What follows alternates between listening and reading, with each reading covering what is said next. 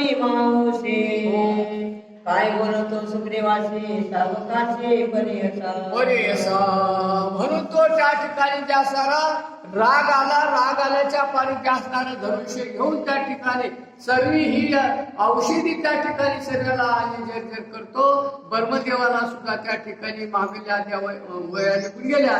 प्रत्येकाला शिक्षा करतो एवढा रागारुद्र झाला. डोळ्यामध्ये आगीचं तेज त्या ठिकाणी झालेलं आहे.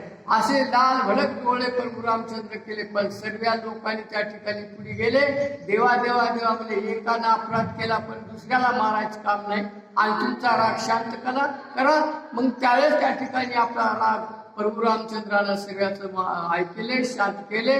मग त्यावेळेस त्या ठिकाणी जास्त मारुतीला त्या ठिकाणी कशी आले बोला पुढे घेऊन लक्ष्मण सुग्रीवा बोलावून आनंदे परी निजवचन दशरथ नंदना बोलता. हो दशरथ नंदना बोलता